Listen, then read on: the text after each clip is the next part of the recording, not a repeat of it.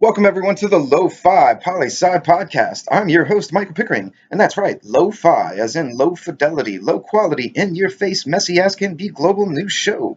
Here we're going to talk about that famous question, what's going on in the world today? We'll be covering 5 headlines from across the globe, going into one with a more detailed analysis, and ending with a more human experience story today. The news, fresh off the press. Source, New York Times, World Section, Subsection, Americas. Asylum seekers say U.S. is returning them to the dangers they fled. Guatemala and the U.S. have come to an agreement that allows the U.S. to send Guatemalan asylum seekers back to Guatemala. The implications. The UN Universal Declaration of Human Rights, which allows for the free movement of people, seems not to be that universal. If people are leaving dangerous countries for their own well-being, do other countries have the responsibility to help them? Write in and let me know. Next up, source, Washington Post, World Section. Ukraine Zelensky wants to end war in the East. His problem? No one agrees how to do it. Eastern Ukrainian forces have been battling the Ukrainian government military since 2014, claiming more than 14,000 lives in an attempt to break off eastern Ukraine from the country. The implications? Can a new president, coming from a career as a TV comedian, really be the one to end this 6-year war? Our following story, source, AP News, Politics section. Gabbard ends long shot 2020 bid, throws support to Biden.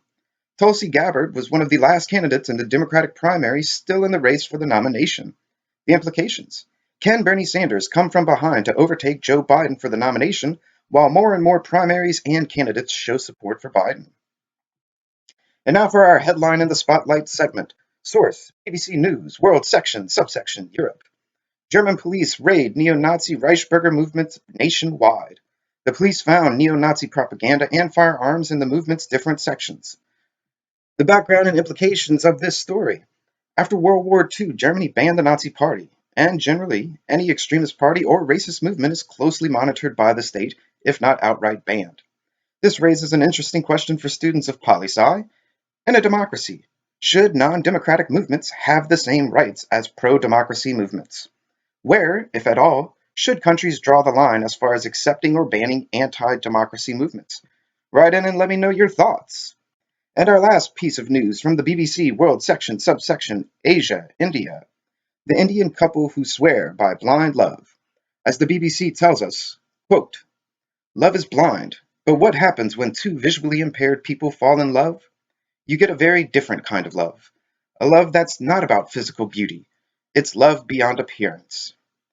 This quote comes from the photographer that did a photo shoot of the visually impaired couple, illustrating how they view love outside of our visual view. A beautiful story in photographs about beautiful people falling in love in ways many of us never imagined.